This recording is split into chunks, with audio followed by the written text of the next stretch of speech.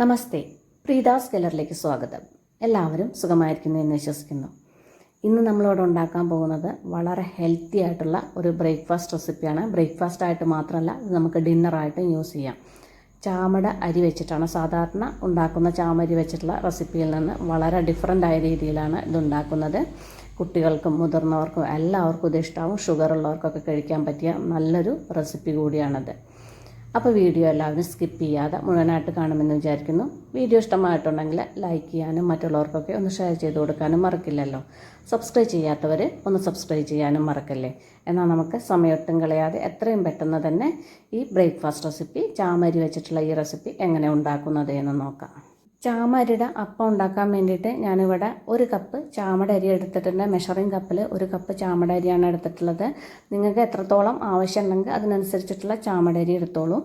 ഇനി ഇതിലേക്ക് കുറച്ച് വെള്ളം ഒഴിച്ചിട്ട് നന്നായിട്ടൊന്ന് കഴുകിയെടുക്കുക. ഒരു 4-5 തവണ നല്ല വെള്ളത്തിലൊന്ന് കഴുകിയെടുക്കുക. അതിൽ ഉമ്മിയും ചളിയൊക്കെ ഉണ്ടാവുമല്ലോ, അത് നന്നായി കളഞ്ഞതിന് ശേഷം പിന്നെ ഇതിലേക്ക് കുറച്ച് വെള്ളം ഒഴിച്ചിട്ട് ഇതൊന്ന് റസ്റ്റ് ചെയ്യാൻ വയ്ക്കണം. ഈ അരി ഒന്ന് ചെറുതായിട്ടൊന്ന് കുതിർന്ന് കിട്ടണം. അപ്പോൾ ഒരു മണിക്കൂർ നേരമൊക്കെ ഒന്ന് റസ്റ്റ് ചെയ്യാൻ വെച്ചാൽ മതി. ചാമരിക്ക് ഒരുപാട് ഷുഗർ ഉള്ളവർക്കും എല്ലാവർക്കും നല്ലതാണെന്ന് അറിയാലോ. അതിന് ഒരുപാട് ഗുണങ്ങളുണ്ട്. അതിനെക്കുറിച്ചൊക്കെ ഞാൻ ഇതിന് മുന്നേ വീഡിയോ ഇട്ടതിൽ പറഞ്ഞിട്ടുണ്ട്. അപ്പോൾ നിങ്ങൾക്ക് അതിനെക്കുറിച്ചൊക്കെ അറിയണം എന്നുണ്ടെങ്കിൽ ചാനലിൽ കയറിയിട്ട് ആ വീഡിയോ ഒന്ന് കണ്ടാൽ മതി. അല്ലെങ്കിൽ ഞാൻ ലിങ്ക് ഡിസ്ക്രിപ്ഷൻ ബോക്സിൽ കൊടുക്കാം. ഇപ്പം നന്നായിട്ട് 1 മണിക്കൂറിന് ശേഷം കുതിർന്നതിന് ശേഷം ഞാനതിലെ വെള്ളമൊക്കെ ഒന്ന് വാർത്തെടുത്തിട്ടുണ്ട്. ഇതുപോലെ കുതിർന്നതിന് ശേഷം വെള്ളമൊക്കെ ഒന്ന് വാർത്തെടുക്കുക. പിന്നെ ചാമട അരി തന്നെ 2 തരത്തിലുണ്ട്. നമ്മൾ ഈ ബ്രൗൺ കളറായിട്ടല്ലേ ഇപ്പോൾ ഈ അരി കാണുന്നത്. പിന്നെ നല്ല വൈറ്റ് കളറിലുള്ള അരിയുണ്ട്. കാണാൻ ഭംഗിയൊക്കെ വൈറ്റ് കളറിലുള്ള അരിയാണ്, പക്ഷേ ഈ ബ്രൗൺ കളറിനുള്ള അരിക്കാണ് കൂടുതൽ നല്ലത്. പിന്നെ ഇതിലേക്ക് വേണ്ടിയിട്ട് കുറച്ച് സാധനങ്ങളും കൂടി എടുത്തു വെച്ചിട്ടുണ്ട്. കുറച്ചധികം ചെറിയ ഉള്ളി തൊലിയൊക്കെ കളഞ്ഞ് നന്നായിട്ട് കഴുകി എടുത്തിട്ടുണ്ട്. ചെറിയ ഉള്ളിയൊക്കെ കൂടുതൽ ചേർക്കുമ്പോൾ നമ്മുടെ ഈ അപ്പത്തിന് ടേസ്റ്റ് കൂടും. ഇനിയിപ്പോൾ നിങ്ങൾക്ക് ചെറിയ ഉള്ളി ഉണ്ടാക്കാൻ ബുദ്ധിമുട്ടാണെങ്കിൽ പകുതി ചെറിയ ഉള്ളി പകുതി സവാള എടുത്തോളൂ. ഉള്ളി കൂടുതൽ ഇടണം, അപ്പോഴാണ് നല്ല ടേസ്റ്റ് ഉണ്ടാവുക. എരിവിന് വേണ്ടിയിട്ട് ഇവിടെ കുറച്ച് വറ്റൽമുളകാണ് എടുത്തിട്ടുള്ളത്. 7 വറ്റൽമുളകും എടുത്തിട്ടുണ്ട്. മുളകൊക്കെ നിങ്ങളുടെ എരിവിനനുസരിച്ചിട്ട് എടുത്തോളൂ. പിന്നെ കളറിന് വേണ്ടിയിട്ട് ഒരു 5-6 കാശ്മീരി ചില്ലി എടുത്തോളൂ. ഇനിയിപ്പോൾ നിങ്ങൾക്ക് കാശ്മീരി ചില്ലി ഇല്ലെങ്കിൽ അതിനനുസരിച്ചിട്ട് വറ്റൽമുളക് എടുത്താലും മതി. പിന്നെ കുറച്ച് ഒരു 4-5 തണ്ട് കറിവേപ്പില, വലിയ തണ്ട് കറിവേപ്പിലയും എടുത്ത് വെച്ചിട്ടുണ്ട്. കറിവേപ്പിലയൊക്കെ നല്ലോണം വേണം, അപ്പോഴാണ് നമ്മുടെ ഇതിന് നല്ല ടേസ്റ്റ് ഉണ്ടാവുക. ഇനി മിക്സിയുടെ ഒരു വലിയ ജാർ എടുത്തിട്ട് അതിലേക്ക് ഇപ്പം നമ്മളിവിടെ എടുത്ത് വെച്ചിട്ടുണ്ടല്ലോ, ആ എടുത്ത് വെച്ചതിന് മുളക് മാത്രം ഇതിലേക്ക് ഇട്ട് കൊടുക്കുക. ആ 2 മുളകും, വറ്റൽമുളകും കാശ്മീരി ചില്ലിയും ഇതിലേക്ക് ഇട്ട് കൊടുക്കുക. ഇട്ടതിന് ശേഷം ഇത് അടച്ചിട്ട് ഒന്ന് പൊടിച്ചെടുക്കുക. ഒരുപാട് അങ്ങോട്ട് പൊടിഞ്ഞ് കിട്ടണമെന്നൊന്നുമില്ല, എന്നാലും അത്യാവശ്യം നന്നായിട്ടൊന്ന് പൊടിച്ചെടുക്കുക. ഇതാണ്ടില്ലേ, ഇതേപോലെ ഒന്ന് പൊടിച്ചെടുക്കുക. ഇത് ഒരുപാട് പൊടിഞ്ഞിട്ടില്ല, എന്നാലും ചെറുതായിട്ട് തരിതരിപ്പോടൊന്ന് പൊടിഞ്ഞെടുത്തിട്ടുണ്ട്. ഇനി ഇതിലേക്ക് നമ്മളിപ്പോൾ ഈ എടുത്ത് വെച്ച ഉള്ളി ഉണ്ടല്ലോ, ചെറിയ ഉള്ളി ഉണ്ടല്ലോ, അതിൽ ആ വലിയ ചെറിയ ഉള്ളിയൊക്കെ ഒന്ന് ഇതിലേക്കൊന്ന് കട്ട് ചെയ്തിട്ട് കൊടുക്കുക. അങ്ങനെ അങ്ങോട്ട് ഇട്ട് കൊടുക്കുമ്പോൾ എല്ലാതും ഒരേപോലെ അരയില്ല. അപ്പോൾ വലുത് മാത്രം ഇതിലേക്കൊന്ന് കട്ട് ചെയ്തിട്ട് കൊടുക്കുക. പിന്നെ ഇപ്പോൾ ഈ ചെറുതൊക്കെ ഉണ്ടല്ലോ, ഈ ചെറുതെല്ലാതും ഇതിലേക്ക് ഇട്ട് കൊടുക്കുക. ഇനി നമ്മൾ എടുത്തു വെച്ച കറിവേപ്പില ഉണ്ടല്ലോ, അതിപ്പോൾ ഞാൻ നന്നായിട്ട് കഴുകിയെടുത്തിട്ടുണ്ട്. ആ കറിവേപ്പിലിൻ്റെ തണ്ടിന്ന് ഇല മാത്രം ഊരിയിട്ട് അതും ഇതിലേക്ക് ഇട്ട് കൊടുക്കുക. ഇതെല്ലാം ഇട്ടതിന് ശേഷം ഇത് ഒന്ന് ചതച്ചെടുക്കുക. ഒരുപാട് അങ്ങോട്ട് അരച്ചെടുക്കേണ്ട ആവശ്യമില്ല, ഒന്ന് ചതച്ചെടുത്താൽ മതി. കണ്ടില്ലേ, ഇതേപോലെ ഒന്ന് ചതച്ചെടുക്കുക. ഇനി ഇതിലേക്ക് നമ്മളിപ്പോൾ കഴുകി ഊറ്റി വെച്ച ചാമടരി ഉണ്ടല്ലോ, ആ ചാമടരി ഇതിലേക്ക് ഇട്ട് കൊടുക്കുക. പിന്നെ ആ പാത്രത്തിൽ കുറച്ചുകൂടി വെള്ളം, ഇത് അരയ്ക്കാൻ വെള്ളം വേണമല്ലോ, അപ്പോൾ ആ അരിയിൽ കുറച്ച് വെള്ളം ഒഴിച്ചിട്ട്, ആ പാത്രത്തിൽ കുറച്ച് വെള്ളം ഒഴിച്ചിട്ട് ആ വെള്ളം ഇതിലേക്ക് ഒഴിച്ചു കൊടുക്കുക. ഒഴിച്ചതിന് ശേഷം ഇതൊന്ന് അരച്ചെടുക്കുക. ഒരുപാട് നൈസായിട്ടൊന്നും അരച്ചെടുക്കേണ്ട ആവശ്യമില്ല, ചെറുതായിട്ടൊരു തരിതരിപ്പോടെ അരച്ചെടുത്താൽ മതി. ചാമടരി കുതിർന്നിട്ടുണ്ട്, പിന്നെ നല്ല ചെറിയല്ലേ, അപ്പോൾ ചെറുതായിട്ടൊന്ന് പൾസിലിട്ടിട്ട് അരച്ചെടുത്താലും മതി. ഇപ്പം നേരെ അരച്ചെടുത്തില്ലേ, ഇനി നമുക്ക് ഈ മാവുണ്ടല്ലോ അത് ഈ പാത്രത്തിലേക്ക് തന്നെ ഒഴിച്ചു കൊടുക്കാം. ഇതിലിനി കുറച്ച് സാധനങ്ങളും കൂടി ഇട്ട് മിക്സ് ചെയ്യണം. അപ്പോൾ ഈ പാത്രത്തിലേക്ക് തന്നെ മിക്സ് ചെയ്യാൻ വേണ്ടിയിട്ട് ഈ പാത്രത്തിലേക്ക് തന്നെ ഇട്ട് കൊടുക്കാം. ഇത് നേരെ അരച്ചിട്ടില്ല, ഒരുപാട് നൈസായിട്ടൊന്നും അരച്ചിട്ടില്ല. അത് തൊട്ട് കഴിഞ്ഞാൽ തന്നെ തരിതരിപ്പോടെയാണ്. ഇതുപോലെ തരിതരിപ്പോടെ അരയ്ക്കണം, എന്നാലാണ് നമ്മുടെ അപ്പത്തിന് നല്ല ടേസ്റ്റ് ഉണ്ടാവുള്ളൂ. ഇനി മിക്സറുടെ ജാറിൽ കുറച്ച് മാവൊക്കെ ഉണ്ടല്ലോ, അതിലേക്ക് കുറച്ച് വെള്ളം ഒഴിച്ച് കൊടുക്കാം. ഒരുപാട് വെള്ളം ഒഴിച്ചെടുക്കണ്ട, കുറച്ച് വെള്ളം ഒഴിച്ചിട്ട് ഇത് നന്നായിട്ട് അതുപോലെ ചുറ്റിച്ചതിന് ശേഷം ആ മാവൊക്കെ ആ വെള്ളത്തിലേക്ക് ആക്കിയതിന് ശേഷം ഈ വെള്ളം ഇതിലേക്ക് ഒഴിച്ചു കൊടുക്കുക.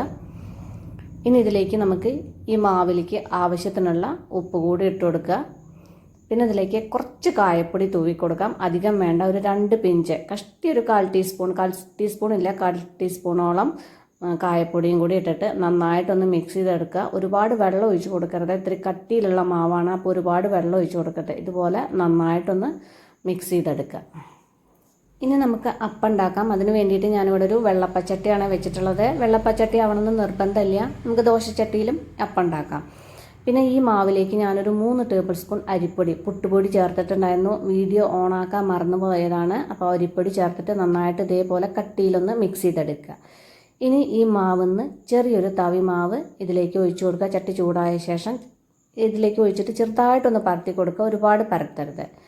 ഇനി ഇതിൻ്റെ മുകളിലേക്ക് കുറച്ച് പൊടിയായി അരിഞ്ഞ കറിവേപ്പില ഇട്ട് കൊടുക്കാം. പിന്നെ കുറച്ച് തേങ്ങ ചിരവിയത് ഇട്ട് കൊടുക്കാം. തേങ്ങയൊക്കെ ചിരവിയത് ഇട്ട് കൊടുക്കുമ്പോൾ നമ്മുടെ അപ്പത്തിന് നല്ല ടേസ്റ്റ് ആവും. പിന്നെ കുറച്ച് തക്കാളി, ചെറുതാക്കി കട്ട് ചെയ്ത തക്കാളി ഇതിലേക്ക് ഇട്ട് കൊടുക്കുക. ഈ തക്കാളിയും തേങ്ങയൊക്കെ ആകുമ്പോൾ അപ്പം കഴിക്കാൻ നല്ല ടേസ്റ്റാണ്, നമ്മുടെ ഊത്തപ്പം പോലെ. ഇനി ഇത് മുകളിലേക്ക് കുറച്ച് വെളിച്ചെണ്ണ തൂവി കൊടുക്കാം. നെയ്യോ വെളിച്ചെണ്ണ ഓപ്ഷണലാണ്, വേണമെന്നുണ്ടെങ്കിൽ തൂവി കൊടുത്താൽ മതി. അതിനുശേഷം ഇത് അടച്ചു വെച്ചിട്ട് ലോ ഫ്ലെയിമിലൊന്ന് കുക്ക് ചെയ്തെടുക്കുക. ഇപ്പോൾ അപ്പം നന്നായിട്ട് വെന്തിട്ടുണ്ട്. ഇതുപോലെ ഒന്ന് റെഡിയാക്കി എടുത്താൽ മതി. ഇനി നിങ്ങൾക്ക് തിരിച്ച് ഇട്ടിട്ട് വേണം വീണ്ടും കുക്ക് ചെയ്യണമെന്നുണ്ടെങ്കിൽ വേണമെന്നുണ്ടെങ്കിൽ ആവാം, പക്ഷേ തിരിച്ചിട്ട് കുക്ക് ചെയ്യേണ്ട ആവശ്യമൊന്നുമില്ല. അപ്പമൊക്കെ നന്നായിട്ട് വെന്തിട്ടുണ്ട്. ഇതുപോലെ നമുക്ക് ബാക്കിയുള്ളതും കൂടി ഒന്ന് റെഡിയാക്കി എടുക്കാം. ഇനി നമുക്ക് ഇതിലേക്കുള്ള ചട്നി തയ്യാറാക്കാം. അതിന് വേണ്ടിയിട്ട് മിക്സിയുടെ ഒരു ചെറിയ ജാർ എടുത്തിട്ട് അതിലേക്ക് കുറച്ച് ഫ്രഷ് തേങ്ങ ഇട്ട് കൊടുക്കുക. ഞാനിവിടെ 3 പേരേ ഉള്ളൂ, അപ്പോൾ അതിനനുസരിച്ചിട്ടുള്ള ചട്നിയാണ് ഉണ്ടാക്കണുള്ളൂ. അപ്പോൾ അതിൽ ഒരു മുറിയുടെ കഷ്ടി ഒരു മുറിയോളം തേങ്ങയാണ് ഇട്ട് കൊടുക്കുള്ളൂ. നിങ്ങൾക്ക് എത്രമാത്രം ചട്നി ഉണ്ടാക്കണം എന്നുണ്ടെങ്കിൽ അതിനനുസരിച്ചിട്ടുള്ള തേങ്ങ ഇട്ട് കൊടുത്തോളൂ.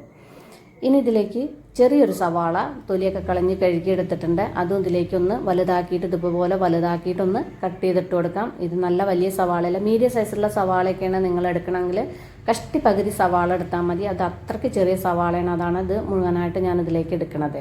ഒരുപാട് സവാള ഇട്ട് കഴിഞ്ഞാൽ നമ്മുടെ ചട്നിയിലെ ഉള്ളിയുടെ ചുവ വല്ലാതെ അടിക്കുകയുള്ളൂ, അപ്പോൾ അധികം സവാള വേണ്ട. പിന്നെ ഇതിലേക്ക് പച്ചമുളകാണ് ചേർക്കണത്. ഇതിലേക്ക് കുറച്ചൊരു 5-6 പച്ചമുളകും ഇതിലേക്ക് ഇട്ട് കൊടുക്കുന്നുണ്ട്. പച്ചമുളക് ഇതുപോലെ കഴുകിയിട്ട് ഞെട്ടിയൊക്കെ കളഞ്ഞ് വെള്ളമൊക്കെ നന്നായിട്ട് തുടച്ചതിന് ശേഷം ഡബ്ബയിൽ ഇതുപോലെ ഇട്ട് വെച്ച് കഴിഞ്ഞാൽ ഒരുപാട് ദിവസം വരെ കേട് കൂടാതെ ഇരിക്കും. അപ്പോൾ ഇതുപോലെ ഒന്ന് റെഡിയാക്കി വെച്ച് കഴിഞ്ഞാൽ നല്ലതാണ്. ഇനി ഇതിലേക്ക് ഇപ്പോൾ 6 പച്ചമുളക് ഇട്ട് കൊടുക്കുന്നുണ്ട്. നിങ്ങളുടെ എരിവിനനുസരിച്ചിട്ട്, നിങ്ങൾക്ക് ഇഷ്ടത്തിനനുസരിച്ചിട്ട് മുളക് ഇതിലേക്ക് ചേർത്ത് കൊടുത്തോളൂ. പിന്നെ ഇതിലേക്ക് കുറച്ച് വെള്ളം ഒഴിച്ച് കൊടുക്കുക, അധികം വെള്ളം ഒഴിച്ച് കൊടുക്കരുത്. സവാളിൻ്റെയൊക്കെ വെള്ളമുണ്ട്. പിന്നെ അധികം ലൂസായിട്ടുള്ള ചട്നിയല്ല, കുറച്ച് വെള്ളം ഒഴിച്ചിട്ട് ഇതൊന്ന് നന്നായിട്ടൊന്ന് അരച്ചെടുക്കുക. ഇതാണ്ടില്ലേ, ഇതേപോലെ ഒന്ന് അരച്ചെടുക്കുക. ഒരുപാട് അരയരുത്, ചെറിയൊരു തരുതരിപ്പോടെ അരച്ചെടുക്കണം, എന്നാലേ നമ്മുടെ ചട്നിക്ക് നല്ല ടേസ്റ്റ് ഉണ്ടാവുള്ളൂ. ഇനി നമുക്കിതൊരു ബൗളിലേക്ക് ഒഴിക്കാം. ഇനി ഈ മിക്സിയുടെ ജാറിൽ കുറച്ച് വെള്ളം ഒഴിച്ചിട്ട് അതും ഇതിലേക്ക് ഒഴിച്ച് കൊടുക്കുക. അധികം വെള്ളം ഒഴിക്കരുത്, നല്ല തിക്കായിട്ടുള്ള ചട്നിയാണ് ടേസ്റ്റ്. പിന്നെ ഇത് ചട്നിയിലേക്ക് ആവശ്യത്തിനുള്ള ഉപ്പ് ഇട്ട് കൊടുക്കുക. ഒരു 2 ടേബിൾ സ്പൂൺ വെളിച്ചെണ്ണയും കൂടി ഒഴിച്ച് മിക്സ് ചെയ്യാം. അപ്പോൾ ഈ വളരെ ഹെൽത്തി ആയിട്ടുള്ള ചാമരിയുടെ അപ്പം, ഈ തേങ്ങാ ചട്നി എല്ലാവരും ഒന്ന് ട്രൈ ചെയ്ത് നോക്കൂ. നിങ്ങളുടെ ഫീഡ്ബാക്കൊക്കെ എന്നെ അറിയിക്കാൻ മറക്കല്ലേ. അപ്പോൾ നമുക്കിനി അടിപൊളി പുതിയ റെസിപ്പിയുമായി കാണാം. നന്ദി, നമസ്കാരം.